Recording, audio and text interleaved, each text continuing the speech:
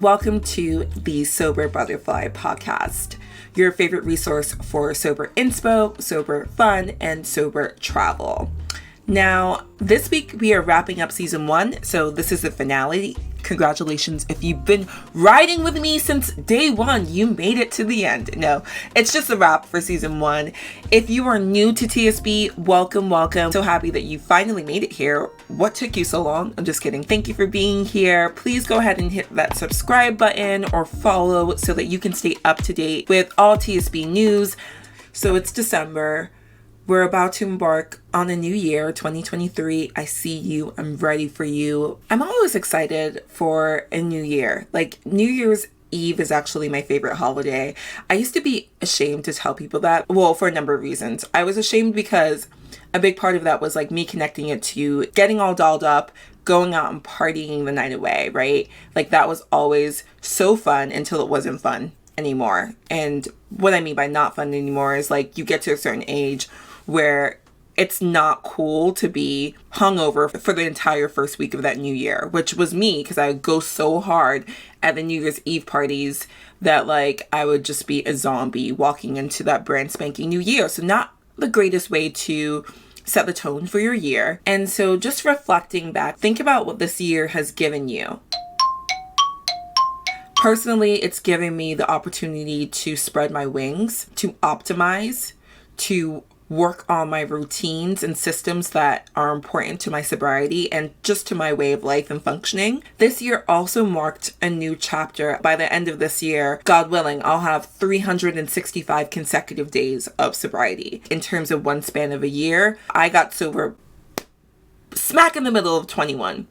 So this has been an opportunity for me to have a full year, so to see all the seasons in effect and to go through all of the feels at various points in the year and still maintain my sobriety. So that has been something that has just been so powerful, and I feel good about that. I want to take a moment, if it's okay with you guys, I want to take a moment to kind of do like a reflection on why I started this. Why have TSB podcast? And what does that mean for the future? Because in that spirit of change, I don't want to remain the same. I think if you're not growing, you're dead. Okay, that's just personally how I see life. I'm always looking to evolve. I'm always looking to optimize. I want to be the best version of self, and I want to create the best version of this podcast for listeners at home. I thought about this idea of starting a podcast actually in early 22, but I had imposter syndrome, and I was just like, who is this girl? What does she have to say? Like, you barely have 6 months under your belt of sobriety. Like, no one's going to listen to you. That was like what I was telling myself. So I waited. Do I regret waiting? I don't know. Who cares? Here and now is where we are. And I started the podcast actually summer of 22 when I had a year. That was my goal. I was like, I'm going to get a year of sobriety.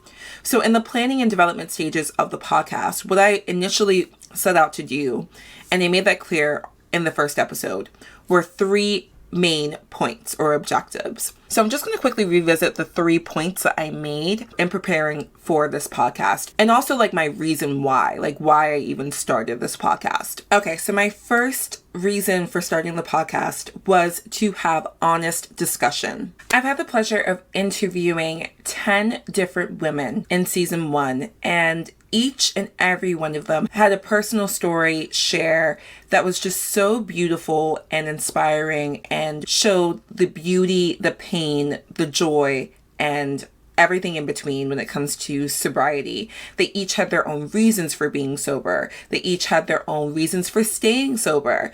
And ultimately, it was just this like collective energy and power. I learned something from each and every one of them. Like, they each had gems that they dropped in those interviews.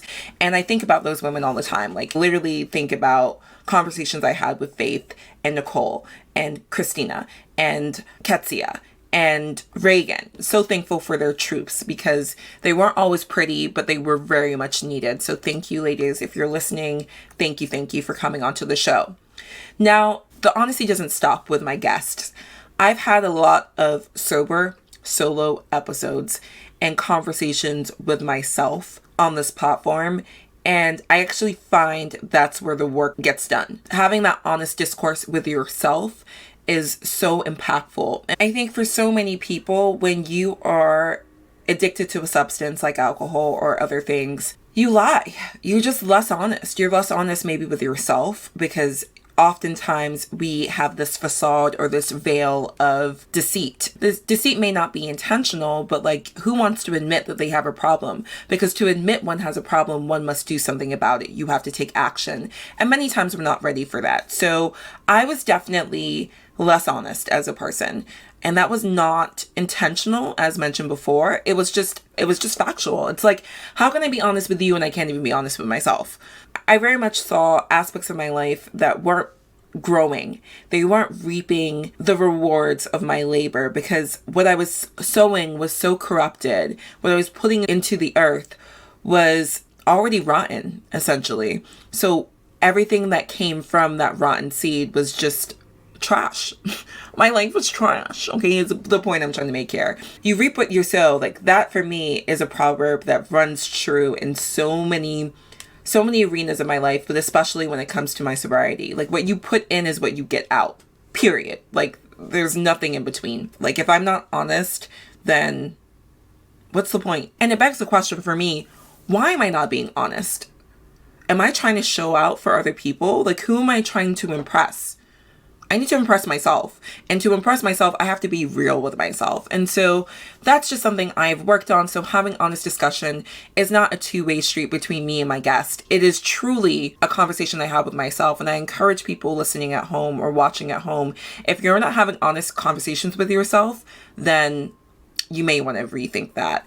And the honest conversation, just to clarify, does not have to be a denigrating experience. And what I mean by that is, you should not be tearing yourself down. Like, I once had heard someone say, like, oh, you got to tear people down to uplift them. I don't believe that.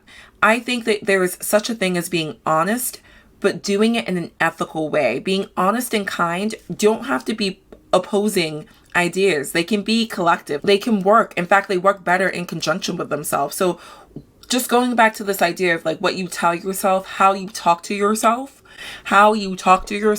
is a game changer. And so I can tell myself, I think that I need to reevaluate my relationship with alcohol, or I think that I need to work harder in other aspects of my life. Like, say, for example, saving. I need to be more aggressive about savings. I can do that in a way that's not going to diminish or tear me down to the point of absolute puddles. Like, but I'm not going to say, oh my God, you're a broke bitch. You have no money in your savings account. Like, what were you thinking last night when you went out and you bought the bar of shots? Like, how dare you, stupid bitch? Like, that is not helpful. Like, none of that is going to change the way that you operate.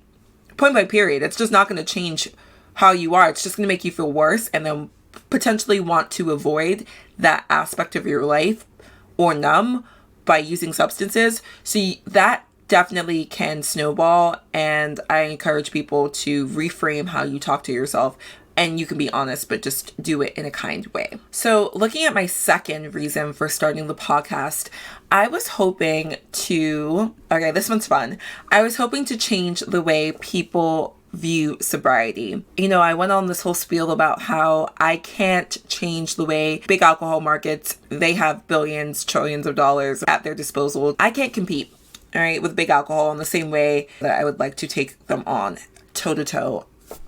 I see you, let's go. But I can show people through my life and my life's work how you just don't need substances to optimize. That's all.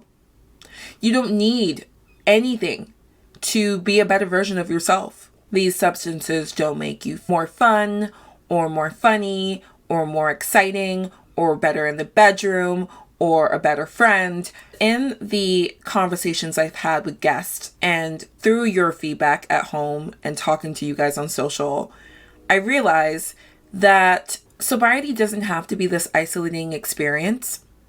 It doesn't.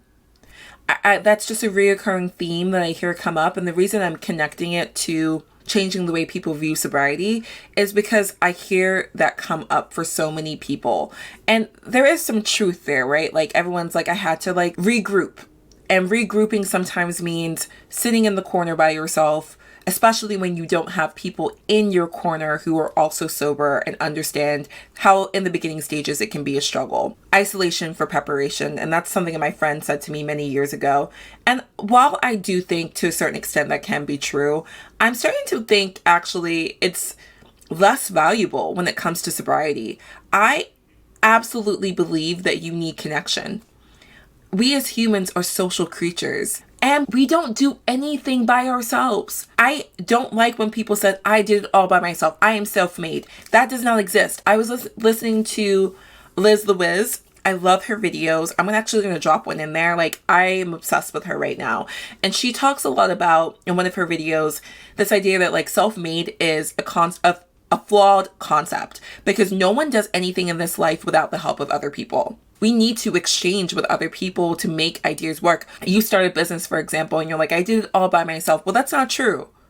You know, did you build your website from scratch by yourself? Or did you pay someone to do that? Did you buy every product that you sold? Think about that. No, customers. You have customers who are helping your business. So you didn't do it by yourself. It's an exchange.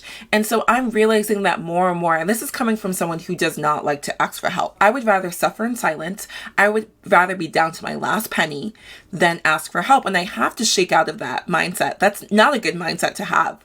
That independence that we've been taught to believe is the way to go, like want for no one, do it by yourself, I can do it better by myself. Like, no, I don't want to do that anymore because it's not true. It's a lie. So going back, I promise it connects. So taking that back to this idea of isolating in sobriety, like I want to change the way people view that. Like that's something new I've learned, and I'm going to focus that in season 2 because we need to be more social. We need to get out there and help each other. I don't want to be the only pioneer in my lane. You know, I am still amongst my former friends in my immediate circle. Like I am still the only sober person, but I don't want to be the only one sitting up here. I want to elevate other people. I want them to come to my level too. I say a lot to say I'm still working on changing the way people view sobriety, but even within the sobriety space, I think we need to rethink the way that we see sobriety and realize that just because it's been that way doesn't mean it always has to be that way. That's all I have to say on that note. And the very last objective I had for this podcast was to inspire people. And I already know I'm doing that. Not to toot my own horn, but toot. I know I'm inspiring you guys because you tell me. What I want to know though from you viewers at home is how can I further inspire people? I want this podcast to reach more people. I need more people to know about TSB so that they can reevaluate their relationship with alcohol or continue with their sobriety. Pick an episode that you like, share someone's story, get the conversation started. I'm going to rebrand TSB Podcast for season 2. I very much am open to all and any feedback you can provide, especially if you've been listening since day one. So don't feel like, you can say something that will offend me. I am not a person easily offended. In fact, I would argue I do more of the offending than I am offended. At any point, feel free to reach out to me if you have any ideas. Feel free to connect with me on my Instagram, which is @the_sober_butterfly on Instagram. Or you can email me, nadine@thesoberbutterfly.com. Please subscribe if you haven't done so to The Sober Butterfly, whether that be on Spotify or Apple Podcast or any of the other streaming platforms I'm on, or on YouTube. I will still be posting YouTube videos throughout the holidays every Tuesday, so you can look forward to that. And then I will be back with TSB Podcast. Let me look at my calendar. You can mark it in case you don't subscribe. You can look forward to my return. It's a short break, okay? Relax. Second day of the new year, 2023. I can't wait to see you. Last request, if you want to get me anything for the holidays, leave a 5-star review. I love you guys so much. I'll see you in 2023. It will be here sooner than we think. Remember to take it one day at a time if you're sober. If you're looking to get sober, same rule applies to you. Look at your drinking daily. Be honest with yourself. Think about how and why you want to change. How and why. Those are the 2 critical things. Not what. You already know what you're going to do. You have to either remove alcohol or completely reduce it. But no matter what, why do you want to do it? And how are you going to do it? Think about those 2 things. I'll leave those last remaining thoughts with you guys, and I'll see you in the new year. Besitos. Bye.